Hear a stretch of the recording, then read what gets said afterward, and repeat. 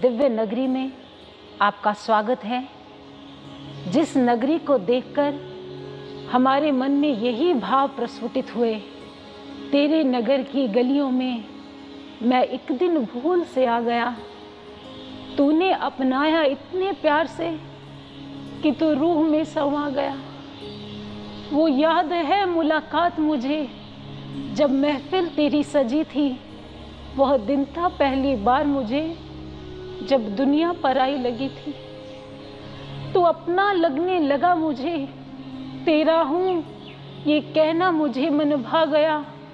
तेरे नगर की गलियों में मैं एक दिन भूल से आ गया।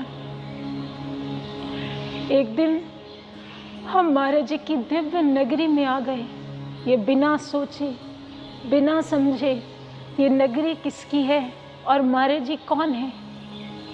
लेकिन आपकी शरण में आकर पता चला कि हम आए नहीं, हमें लाया गया है।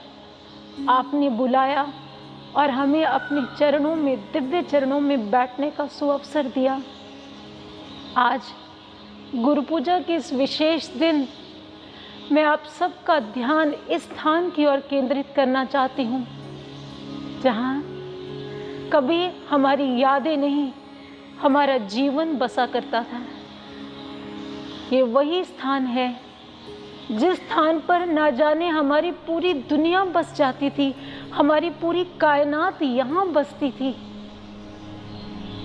मुझे नहीं लगता कोई ऐसा साधक, कोई ऐसा शिष्य, कोई ऐसा भक्त होगा जो महाराज जी के इस वैकुंठ में, महाराज जी के चरणों में ना बैठा हो, जिसकी स्मृति में ये स्थान ना हो। जब जब भी मन भटक कर थक जाता है और पूरी दुनिया में कोई अपना नजर नहीं आता, तब एक साधक चुपके से अपने चिंतन के साथ ही इस स्थान पर पहुंचता है, महाराज जी से मिलने के लिए, महाराज जी से बातें करने के लिए। ये वही स्थान है जिस स्थान पर महाराज जी ने ना जाने कितनी बार हमारे मन की उलझनों को सहज में सुलझा दिया। जब जब भी स्थान पर महाराज जी के साथ बैठने का अवसर मिला तो ऐसा लगा जैसे हमारे तन और मन में शीतलता की ठंडी फुहारें आ गई हों, हमारे मन में आनंद की कलियां चटक उठी हों। इस स्थान पर आते ही हमारी बुद्धि सहज ही सद्बुद्धि हो जाती।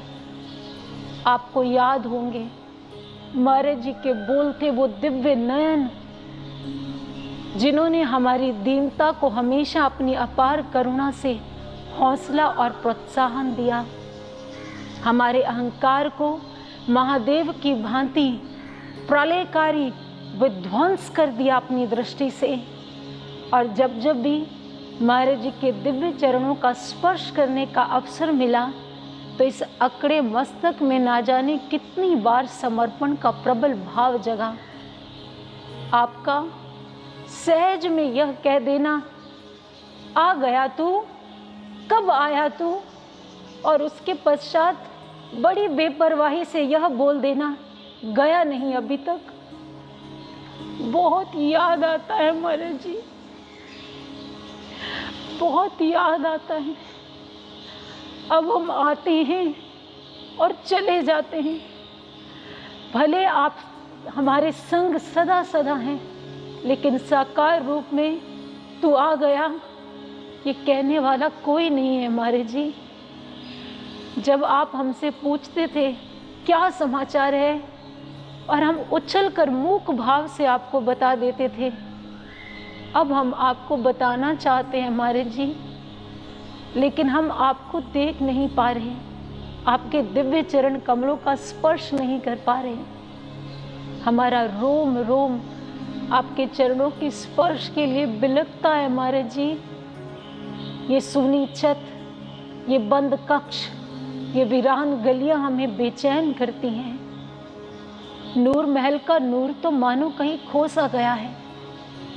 एक समय था जब यहाँ नूरानी रूहानियत हुआ करती थी, और मुझे याद है नूरानी रूहानियत से भरी एक सुबह जब महाराज जी सीढ़ियां उतर रहे थे। तभी पिंजरे में कैद पर रूह से आज़ाद मैना मानो महाराज जी को ही पुकार रही होगी। तभी तो महाराज जी उसके पास जाकर खड़े हो गए और महाराज जी को देखते ही मैना ने कहा, महाराज जी आ गए, महाराज जी आ गए।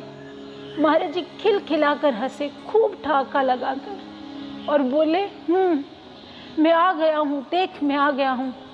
और हम सब की ओर देखते हुए कहने लगे, देखो इसे भी पता चल जाता है कि मैं आ रहा हूँ। महाराज जी आज ऐसा मंजर है कि आपका आपके अतिरिक्त किसी को नहीं पता। हम माया में, अपने दुखों में, अपने क्लेशों में ऐसा उलझ गए हैं कि आपके आने की बच्चाप हमें सुनाई नहीं देती। हम माया के शोर से बहरे हो गए हैं महाराज जी, और माया की चकाचौंध से अंधे। कितने वर्ष बीत गए, हमने महाराज जी को नहीं देखा। कितने वर्ष बीत गए, हमने महाराज जी के चरणों का स्पर्श नहीं किया। कितने वर्ष बीत गए, हम महाराज जी के सानिध्य में नहीं बैठे। फिर भी हमारे जीवन में वो वैराग्य, हमारे जीवन में वो तड़प है ही नहीं। शायद हम बदल गए हैं, शायद नहीं, हम बदल गए हैं। तभी तो हमें लगता ही नहीं हमारे जीवन से कुछ छूट गया है। तेरी झलक नहीं मिल पा रही, फिर भी सांसों में रवानी है। वाणी तेरी मौन है, फिर क्यों चल रही ये कहानी है। क्या भावों को हमारा वियोग सुखा गया है?